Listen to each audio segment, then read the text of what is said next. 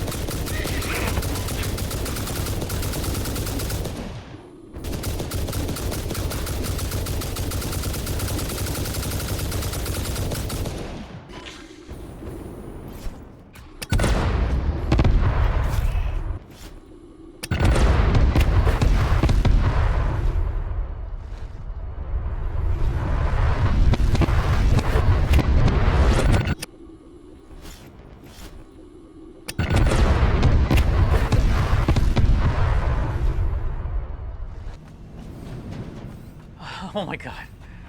Oh. Don't go to the swamp. Don't ever go to the swamp. Hello. Welcome. My name is Wakata, and this is Pixel Perfect 56. Oh, geez. You know, at the end of the last episode, I mentioned that I'd probably do a little off-camera, hard drive hunting out in the swamp. Oh, the horror. No. Uh, I have video of all the hard drives that I unlocked there, and a number of which I didn't have the materials on hand to do so, because they were the rare ones, like quantum computers and whatnot. I probably won't have time to include all those clips. They, the video together was longer than an entire episode.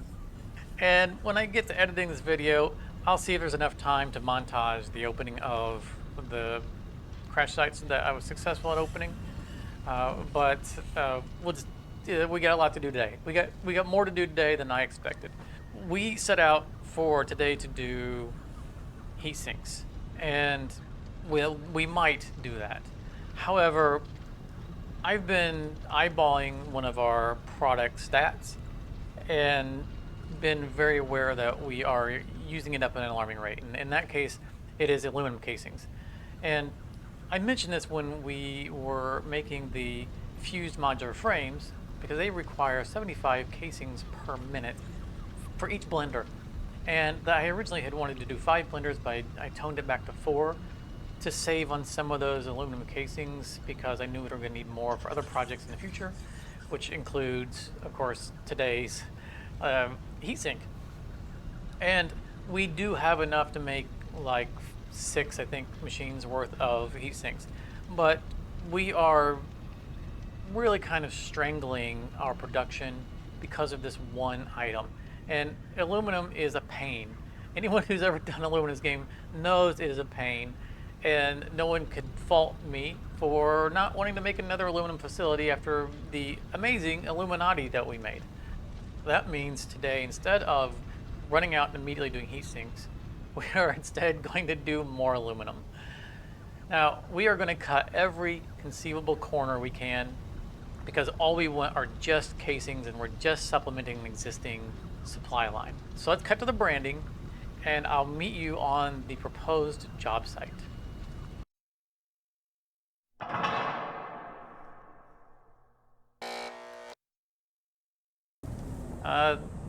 Seems like Mr. Bean's having a little bit of a problem here.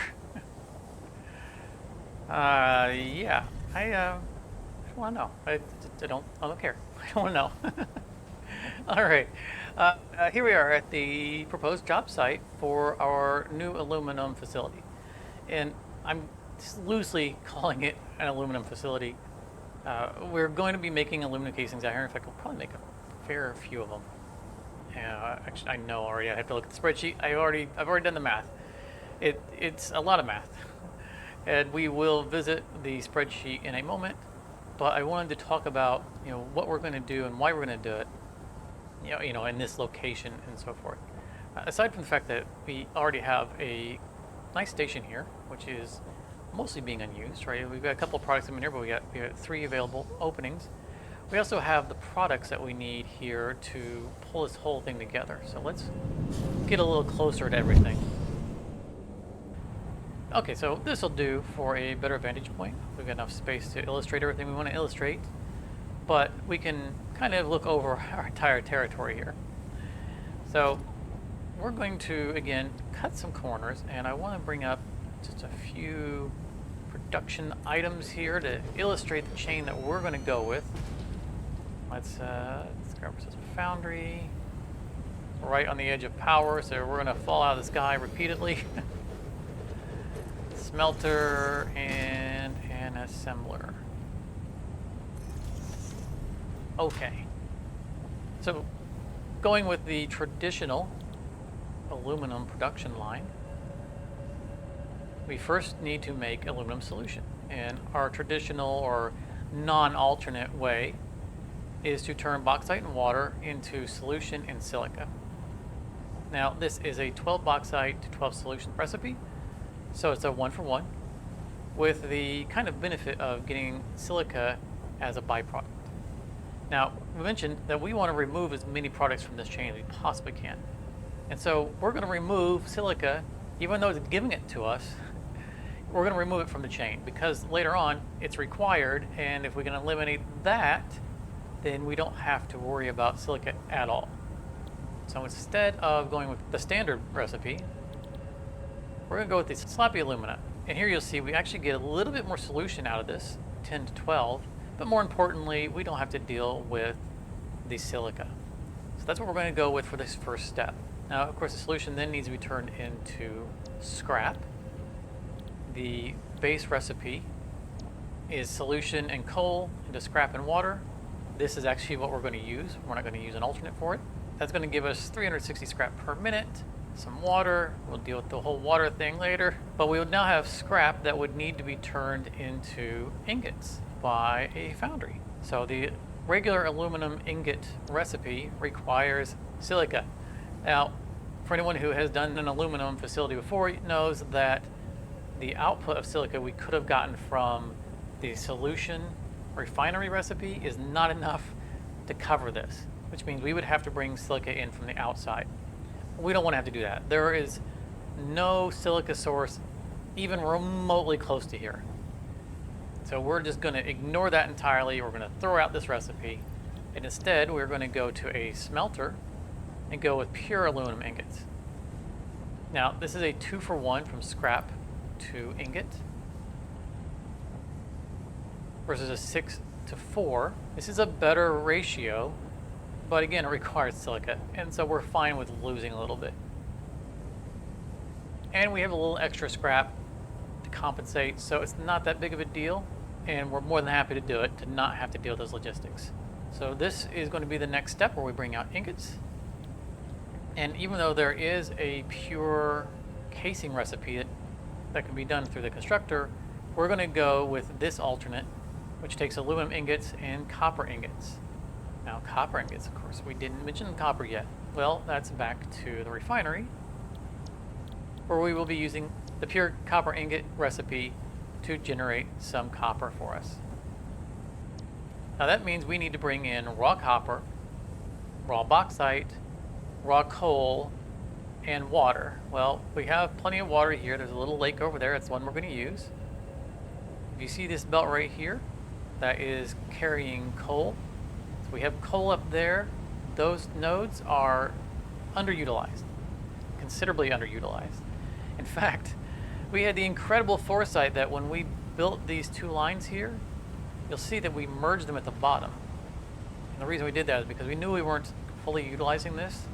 And rather than just doing one belt down, I figured let's do two in case later on we need to split them for something else. And that's exactly what we'll do. So we'll end up having one of these just go straight down the line, and the second one will go over to our aluminum facility. And we have plenty, we have an entire untapped coal node up there, and the two nodes that are being used are not even overclocked. So coal is not a problem. Copper, we don't need too terribly much of, and we'll take a look at the spreadsheet in just a moment. But as you can see right there, we have copper. Where is it? Right there. One pure node. That's going to be enough for us. We won't even need to overclock that, I don't think. We'll check the spreadsheet. And then we have all of our bauxite, which is in range of a tower, so we can see this without pinging for it. We have pure, and normal. So those are all the resources that we need. They're all in this general vicinity. There's going to be a decent amount of belting going on. So real quick, let's take a look at the spreadsheet. Ah yes, our beloved spreadsheet. We are on the Scratch tab that I use for, most of the projects. Is a bunch of random just scribblings here and there. And we have built out a nice grid here. In fact, let's box this off entirely. There we go. This is our entire production chain. And this took a little while to work all this out. And as usual, basically everything here is a formula. It all auto adjusts based on whatever it is that we decided is our limiting factor. In this case, it is bauxite. So if I were to say we had, we overclocked the normal node to 100%, to 200%. We'd bring that up to 2, and everything changes. All our numbers change for us, tells us how many refiners we would need, our final totals. This is, we love doing this because, once you have this all set up, you just change one variable and everything else adjusts with it. But we're not going to do any kind of overclocking on those. With just the 3 bauxites, producing 600 bauxite total for us, we'll get away with just 3 refineries, turning the bauxite into solution. And I colored the wrong thing here. In this case, since the output is exactly equal to the input, we just matched the refineries. That's going to give us 1,080 aluminum scrap. That 1,080 aluminum scrap down here, requiring 18 smelters, will give us 540 ingots. The 540 ingots will give us 405 casings, which is tremendous. Will shore up our needs considerably. Of course, there are other dependencies that come along in this.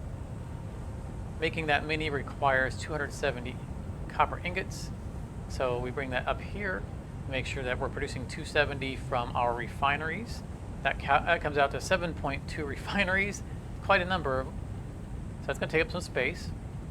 But that's only 108 copper ore. So like I said, that one pure node will easily handle that. And our only real challenge here is water.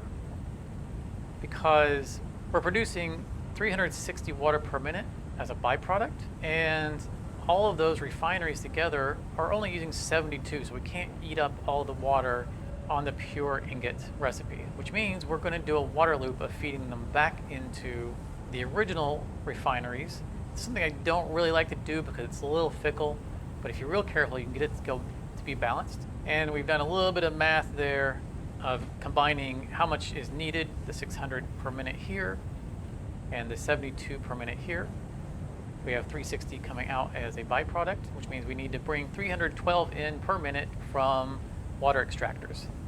That will be 2.6 water extractors. So hopefully this made some sense, and we didn't just have everybody click off of the episode. Okay, so I'm gonna get started. There's gonna be a lot of running around here because like the bauxite's all the way up there and our copper's over there, and we need to reroute some of the coal. All right, let me get to it and I'll bring you guys back.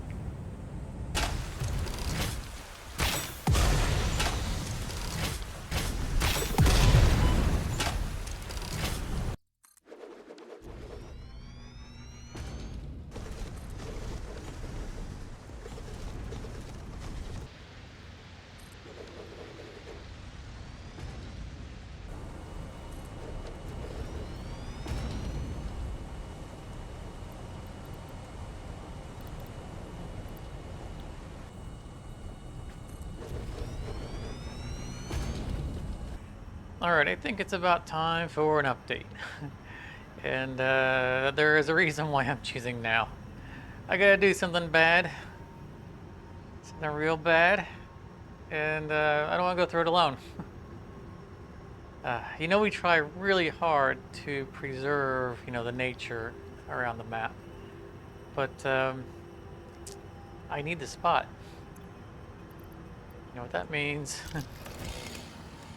All right, so here's the plan, the goal. We just want to get rid of these. We don't want to lose those two palm trees right there, and would really not to lose those if possible. So I'm going to try to hit this one in the middle. Hope that it doesn't get out there. And then there is a trick to make sure you don't get trees you don't want to get. Like if we lose this one, it's okay because it's clipping anyway. We'll fall back on that if need be. Alright, saving these two is the primary. So, cross our fingers.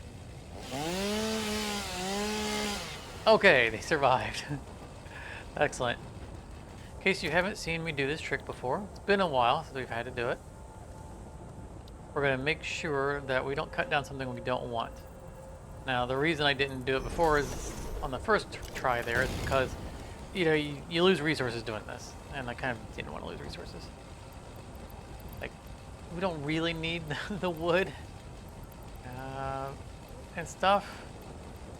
But, it kind of feels bad cutting them down and getting nothing for it. Alright, so we're going to go to our inventory. We have gotten rid of the wood that we already have in the inventory. And now we're just going to fill up the inventory splitting stacks. Alright, now we have no space in our inventory, which means we can't gain material. So when we cut something down, see, it only takes that one item because it realizes you can't pick up the resources and it kind of aborts the collection, but it still takes down the one that you just cut. So we can cut this one down. Oof. Do we really need to? We'll come back to that one. We might leave that one.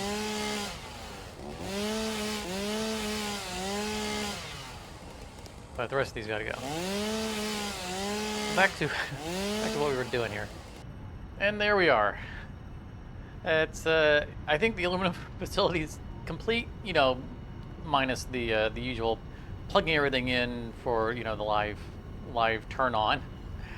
But we've managed to fit it within kind of the theme of the area, and I love it. I love, that this side project, which was the encased industrial beams, back when we were waiting on update 6 to come out, has recently has bloomed into a full-fledged area that we're doing multiple projects at. And I love how this is so organic. So much of our rest of our factory is a little bit more planned out and a little bit more clustered. And when I originally used this area, it was meant to be spread out like this to kind of work with the topography and be a little bit, a little bit different from what we do in other areas, and to kind of fit with the desert look. And it's good. It's good. It's always been good. I've always been happy with this area, and I'm just so happy to add to it. And so we've expanded the theme a little bit here with the refineries. They're a little bit too tall for the footprint to be doing those kinds of roofs. It just looks too lanky. And so that's going to come back to bite me when I show you that building. But I decided to wrap them in some walls instead around the foundation. So we still get the color, but we don't have that weird height to width ratio. And refineries already look good out in the open anyway. So I toyed with it, and I thought, man, this is good. I like it. And so we stuck with it. So there's some railing on there. I don't know why it's more dangerous to fall off of this than it is over here, but it just is. Let's get this all up and running, because this episode was about heat sinks, and I don't want heat sinks to become a 3-part episode. So hopefully we still have enough time to toss down a building for heat sinks after we get to this walkthrough here. And there were some clips. I probably, we'll look when I get to editing it, whether or not we have enough time. But there were placing down the mines and having to defend myself and whatnot. There is some recording of that, so I may have already shown you those clips. I probably am going to exclude them. Just again, you know what it looks like to place mines. I did pick up a hard drive or two up in there.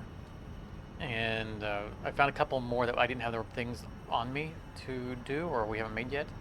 So we'll come back to them. I flagged them down. And I did actually start the MAM. And then I got the building and forgot all about it. So let's see what we have. Alternate wire, motor, and no reason we'd ever automate that. The motor requires electromagnetic control rod. I don't think we'll probably never use them, but if we have a high need for wire, we can always do that. We just got to get through them. We gotta find the ones for the turbo motors. That's what we need. All right, now I did this a little bit backwards, kind of on purpose.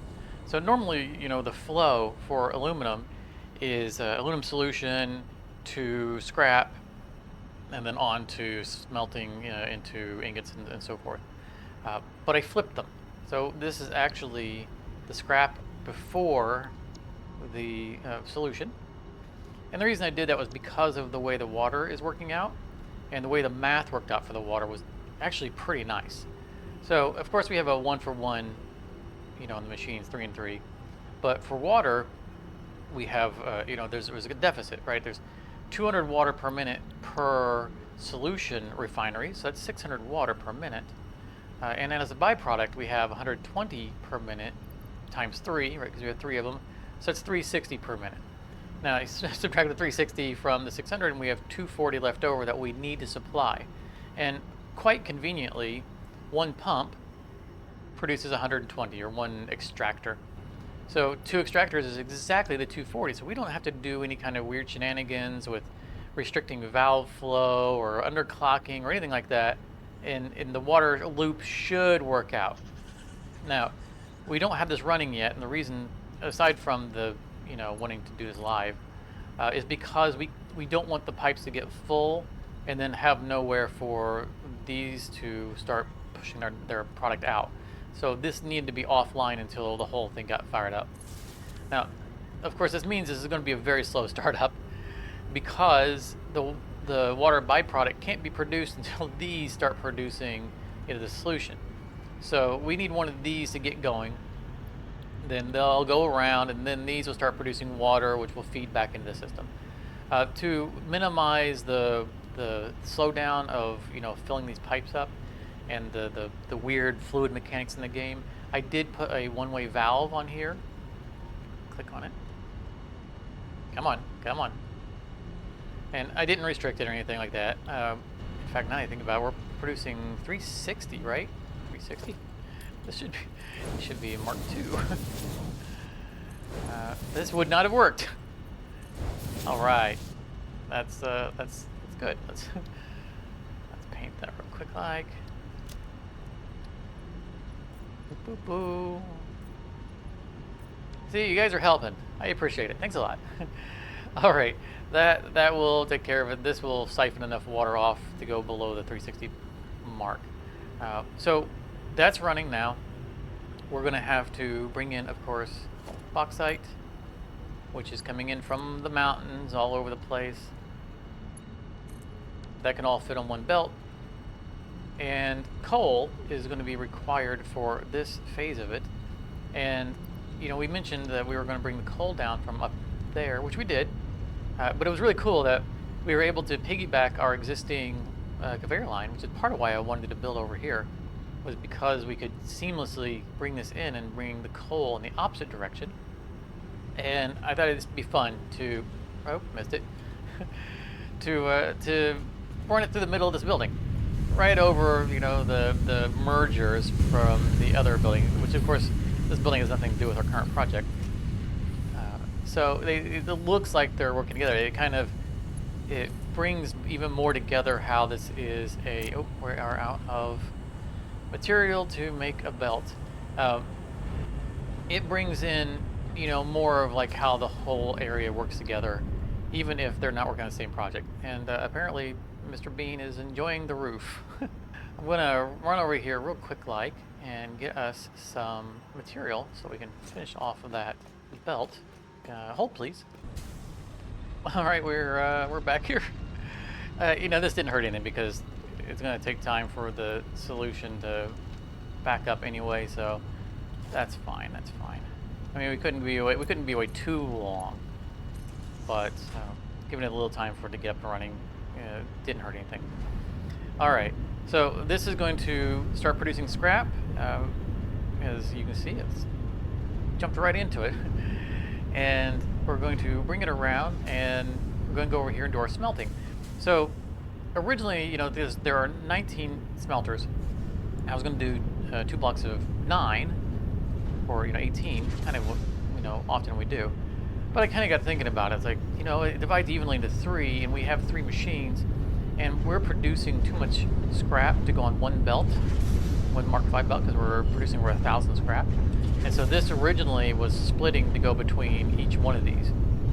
And that would have been fine if we stuck with 2 rows, but you know, I thought, you know what, let's try it something different. And I got a little cheeky here, and I cleared out a crawl space under here so that I could run this below. Come here. And that way we could, you know, one for one the machines, and that it's working out beautifully. And we kind of decided to, you know, we like to work with the topography of the map as much as we can. A lot of times, you know, the buildings traditionally are just flat and then have, you know, maybe stilts or something holding them up. But I thought, let's run it down the beach, and so we did a little slanting thing here, and we could do a kind of directional slanting roof. And I really like the way it came out. Got some support beams going on, and it's all nice and, you know, symmetrical. I'm very happy with the way it came out, and man, it is kicking in gear quick, isn't it? So this is, of course, this is how we're getting our ingots, and all the way over over there. Now, you guys saw this in a you know, quick clip when we were cutting down trees, but we'll go over there 'cause it's finished now.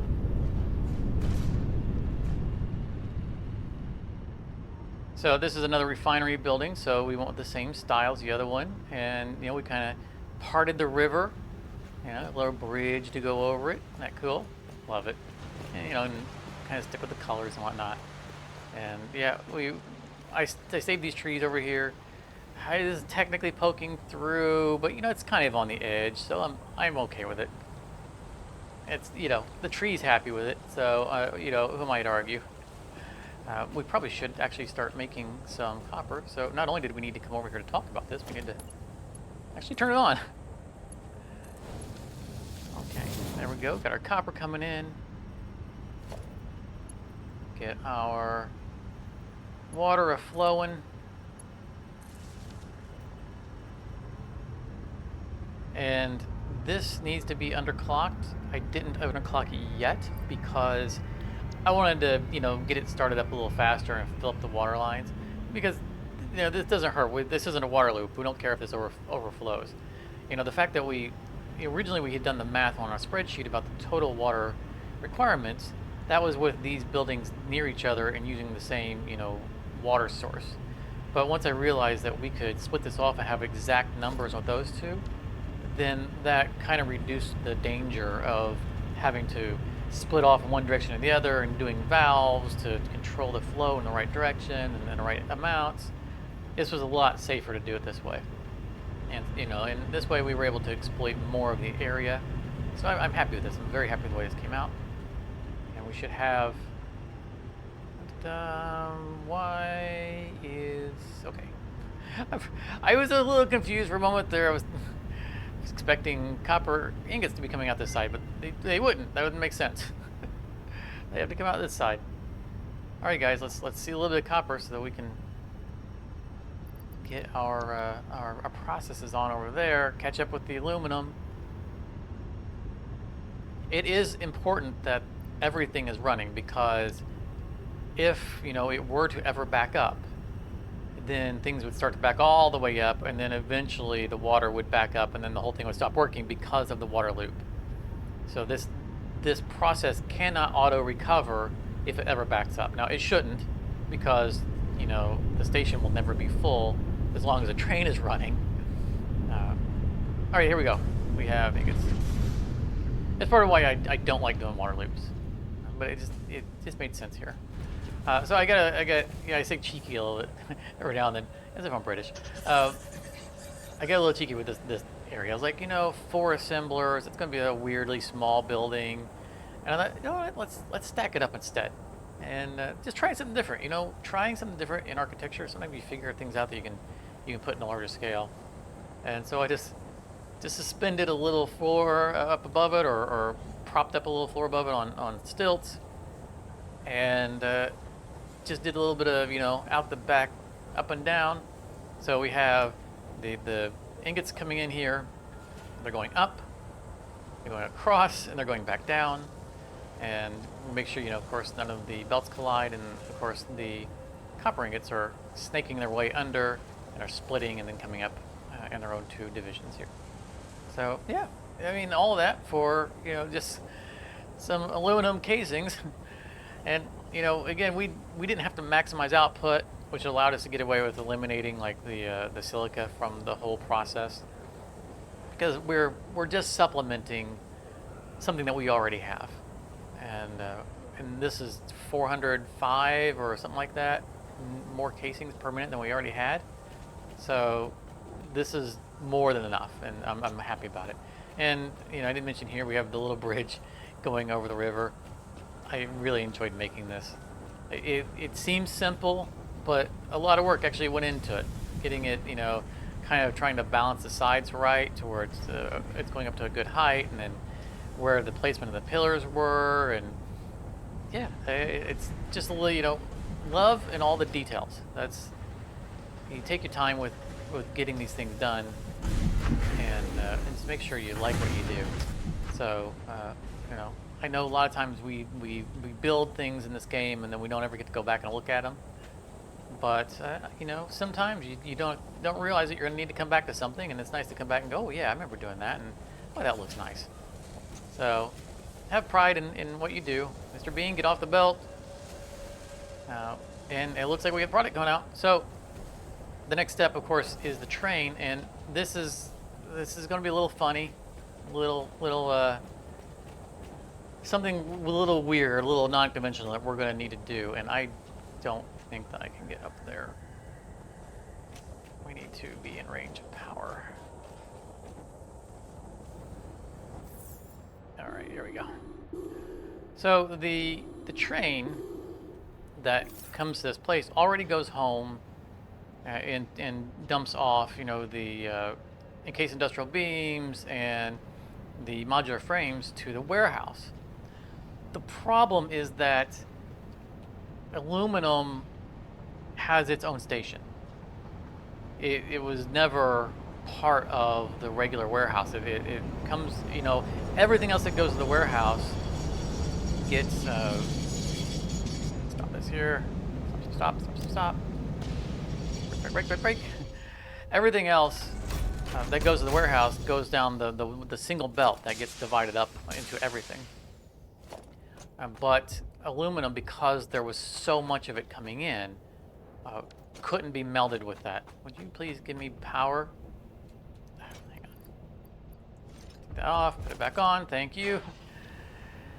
So when we built the train from the Illuminati, it had to deposit in a different station, not only a different platform, but a different station entirely.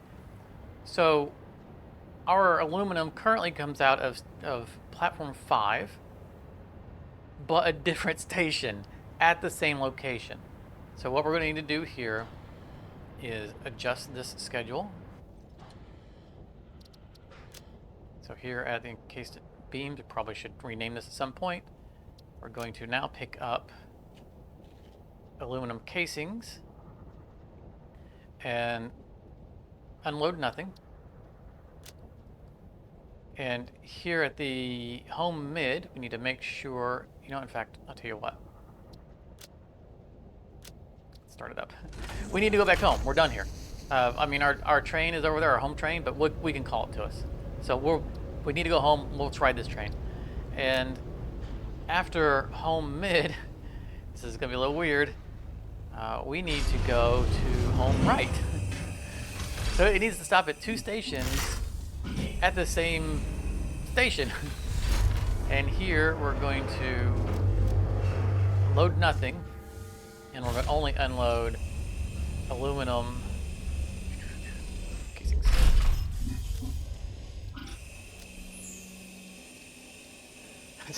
So it's a little, I mean, we could probably kind of get around this by dropping off a different station and relaying it across, but this train, you know, it's not tight on its schedule. So if it has to loop and go to another station at the same place, it's not going to cause it to not get, you know, back to here in time to pick up, you know, the stuff. Things aren't going to overflow. So it's not going to hurt anything on the scheduling. It could cause a little bit of congestion at our home base, but I don't think that's going to be a problem. All right, back at the warehouse. Let's go. To-do list I need to clear. Okay. Oh, I said clear. So it's going to go into the first station that it normally goes into. It's going to drop off the modular frames and the encased beams. We're going to watch it to make sure it doesn't pick anything up. It shouldn't. I don't think there is anything to pick up, but, you know, more importantly, it's not dropping off the rear cargo. It should also, let's color it. Let's give it off white. It's aluminum products, so it should be a little more silvery.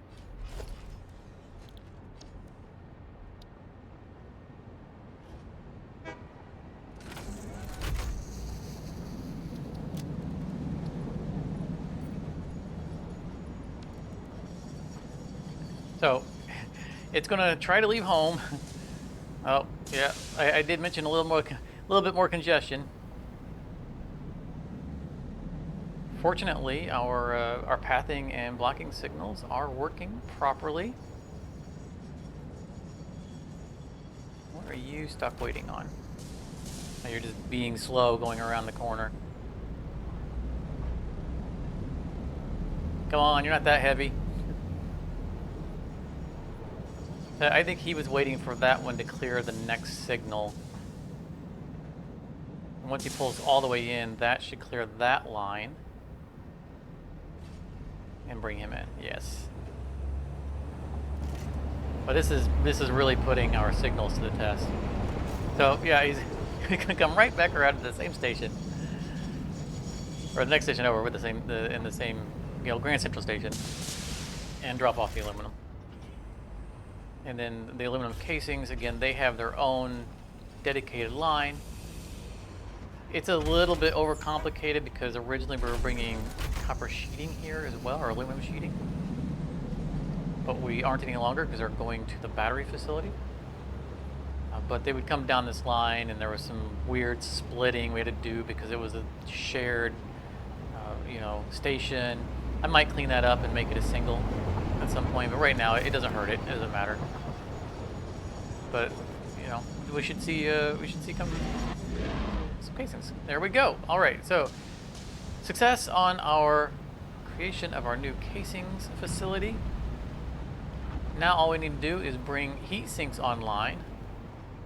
And I'm gonna consult my spreadsheet. I need to update it with the new inputs, how much we have coming in, and decide how many assemblers that we're going to use for our heat sinks. Probably something like 8, or something like that of these, because we can use up heat sinks a lot. I mean, there are some of the recipes that we have ahead of us that are going to be very demanding. So we probably want to make a lot of these. Also, now that we have extra aluminum casings, I will probably come back and expand this building here for the fused modular frames, which we are missing a resource. I will figure that out in a bit. We'll look at it. There was a train issue. It's not on camera. Don't worry about it. It's fixed now. But I'll probably put at least a 5th blender in as well now that we have more casings coming in, because we're going to need more fused modular frames for like pressurized casings or something like that, or pressurized cubes. But we're going to do the heat sinks right here, because we're already piping the casings right here that we need. We'll just grab rubber and bring it forward. In fact, we're already bringing rubber forward, right? Rubber's right there. Casings are right there. Those are the only 2 things we need. So let's plop down a building real quick. There, just a bunch of assemblers, and continue to flush out this area with our new heatsink building. Actually, real quick, before we start on that building, I was investigating why there was nothing coming down that belt, and I just found out why. So the fused modular frames piggyback on the same belt that the heavy modular frames do to go to the warehouse, as you can see. But they come up to the floor here, and then they merge and they go. So they're briefly sharing the same belt as the heavy modular frame output that goes to the fused modular frame facility. And we don't have fused modular frames going to a sink. They were just too precious, and so I wasn't sinking them. And that means they've filled up the warehouse and they've backed up the entire line.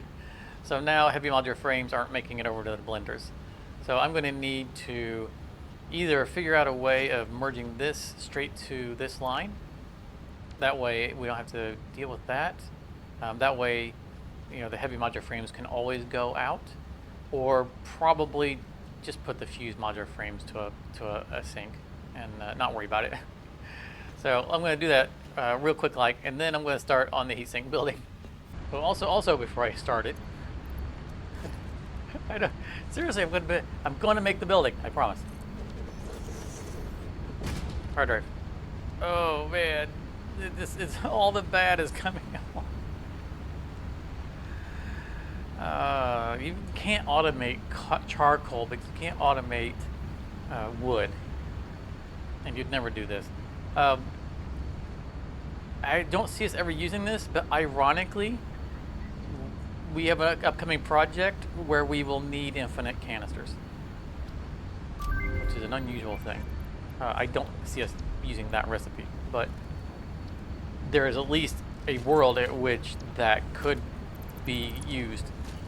Because normally bottles recycle, but there is a recipe that consumes bottles, and we will be using it. All right, back to trying to make this building. All right, see you guys soon. All right, just a little bit of a paint job here. Spruce things up a little bit. This, I really don't want to admit how long it took to build this. It's been a few hours. Partly because I've been distracted on the Satisfactory Discord, chatting with fellow pioneers, but also because I just spent so much time trying to squeeze this in and come up with some kind of creative solution to supply all the goods to it without having to take out any trees. Because we are, look right here, we are right on the edge. If I made it any wider, and any further out, we were just trees. Trees were going to get lost. And so I was determined not to cut anything down. And that's what we came up with. So we're a little squeezed in on space. There's no gap between the buildings, but that's okay. It was always, part of the design. And, or at least it was always an option within the design. And very conveniently, we need rubber and casings, and those happen to be the two that were already running on the bottom floor through here. So we just took them out the end and ran them through the wall. Super simple. That was super easy. I was so happy with that.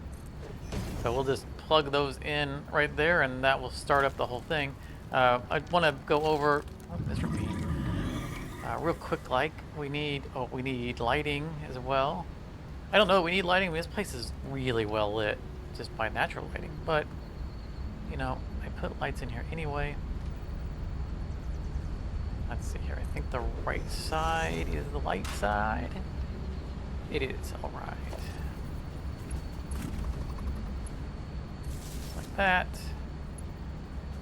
A little bit of that. And we have light. I don't know if we need this. Yeah, maybe the bluish one. Oh, settle down.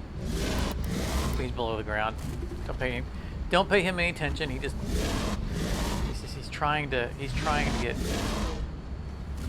get your attention, and if you leave him alone, he'll go away. All right, there we go. That looks nice. So we went with 10 of these, and again, it was quite a feat to pack them all in. And so what I ended up having to do, let's go a little below ground here, is I gotta be careful because he's attacked me quite a few times while I'm down here. So this is gonna be the same resource on both sides. And once I finally realized that I could do it this way, it was kind of the solution. You're boxed in now, buddy. Oh yeah. You just stay there forever now. He'll figure out the way around, so I don't want to go too far. So we have one resource going across the bottom, and the other one we just squeezed right through the middle, so there's no clipping. It's very good. And for the output, because it's only 10 a piece, so we're producing 100 per minute with that wall right there. Pop up under here, and we're going to meld it with the radio controlled unit. No, yeah, radio controlled unit with their output. I know you're probably saying, well, just the previous clip, we found a problem because we were melding fused modular frames with heavy modular frames. Yes, I know. I learned from my mistake. I promise. So I prepared for this ahead of time. So this will go along the way, out the window. So, we could have just run out the window and run a parallel line, but it was just easier to piggyback on it. Because, again, total population of the belt is not going to be that high. And here's where we did our fix for the fused modular frames. We added a splitter, and we merged it up with this line. But this line already had a smart splitter that was going into an overflow. So, this isn't a problem. This can never back up. It's not a problem. And the same will happen here is the heat sinks will come up here, and the smart splitter now has a left output for the heat sinks, which will bring them up right here and pop it in that window, which will go up this tower and will come out here. And I'm pretty sure I know where that goes. And so that's perfect. It's if there was one we had to pick, I think that's the window we would have wanted to come out anyway. So that all lined up just absolutely great. So that worked in our favor. All right, now let's plug it in and get it going. I have no idea. I'm sure we're way over time, but you know how things go here. Mark 4. And the number's the same. It's 30 and 30 per minute per machine. So both Mark IVs here. Okay, we're not ready for this, but we're gonna let it run. Um, so we have Mark IVs right here. I forgot before we started. This, I have to remath the whole belt line, right? Because we're taking off of a line that wasn't going at Mark IV.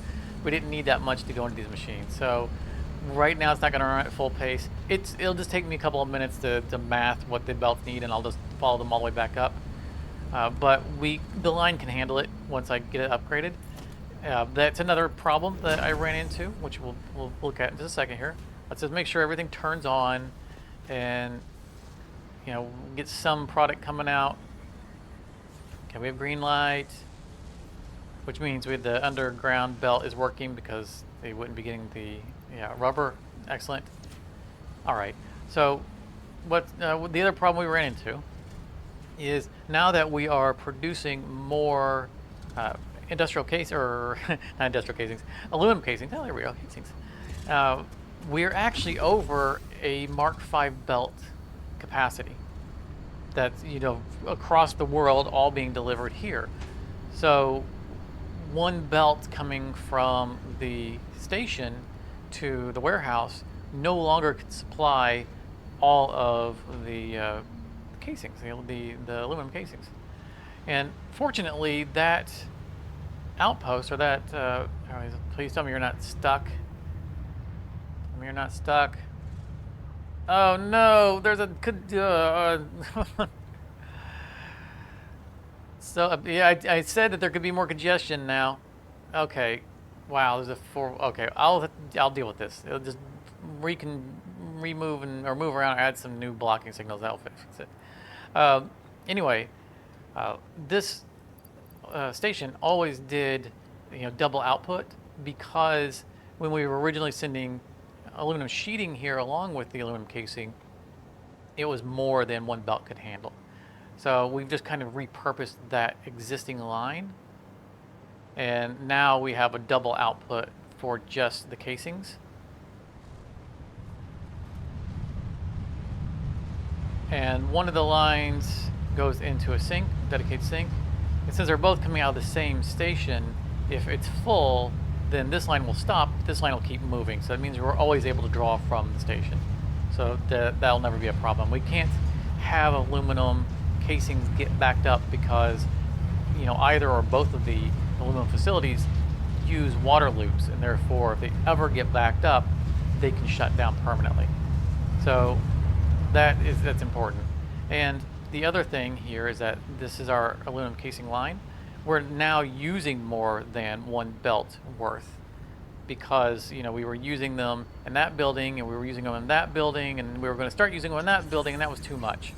So we ran a second belt out, up and over, and as you can see, we have none coming in because the trains are backed up.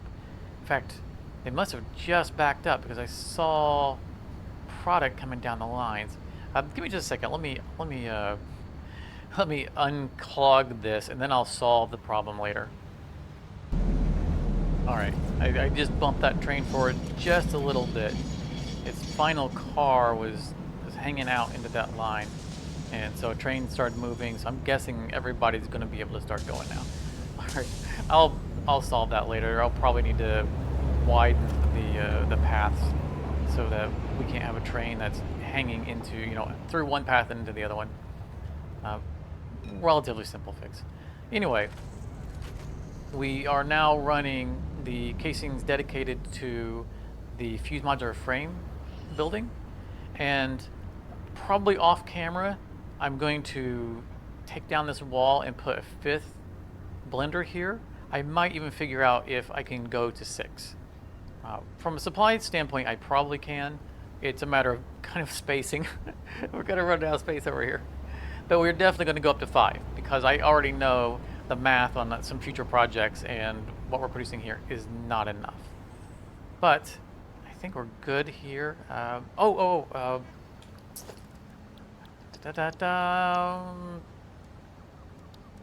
Ma'am.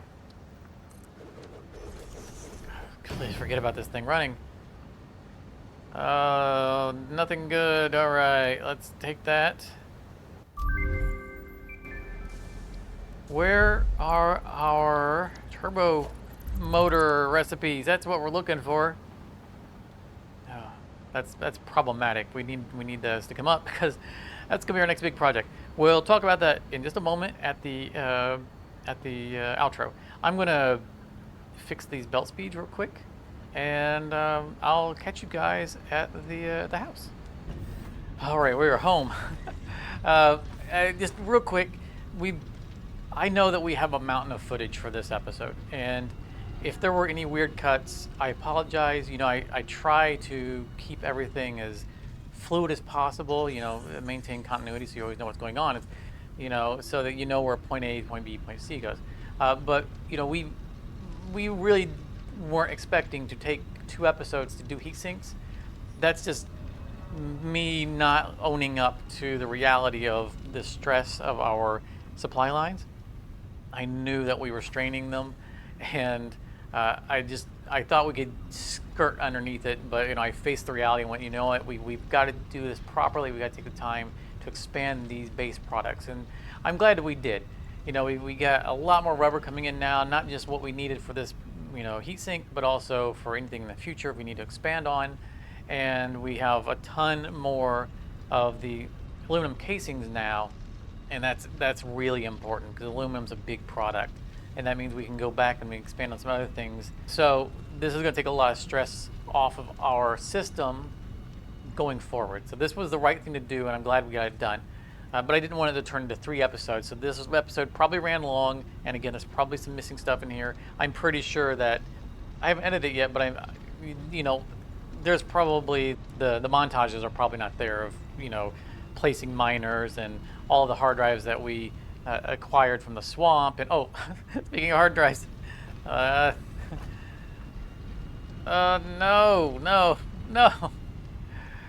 Okay, I mean, these are non-renewables. Why would I no? So we have to find, there's a specific recipe that we have to find for turbo motors before we can start that project, or before we can get deep into that project. We'll get it. We have more hard drives that I know the location of. We found a couple more that I didn't have the stuff on me for today that I can go back and get in the desert. So I'll go and get those probably off camera. And that brings me to, I think our next project, I'm gonna have to check over, make sure everything is in line. There's one more product that we need before we can do turbo motors, but we're gonna do that product at the same time. So that's not going to get in the way. Tentative plans are turbo motors starting next episode. This should be a build, and we're going to do as much of it as I can on live stream. So I know we say subscribe and on the way out, but I mean it. Having you guys hang out during the live streams makes this go a lot faster, and these things take hours upon hours upon hours. Building this facility is going to probably take me 48 hours, not all on live stream, but I would not be surprised if I put 48 hours or more into it, probably even more than that, just in this one build. And it's great you guys can come out, even if you're hanging out for an hour or two. Sometimes people say things and we'll go, oh yeah, let's try that. And the builds evolve based on that. So I'll try to post as early as I can know when I have the time and the availability to do these live. But thank you so very much for coming out. Thank you if you're still here watching this however long this has taken, I really appreciate it. I know your time is valuable, and it means a lot to me. So be sure to leave a like on the way out, and come back soon, because we got something cool, really, really cool coming up. If you enjoyed this, you may want to check out one of these other videos, and thank you very much for your time.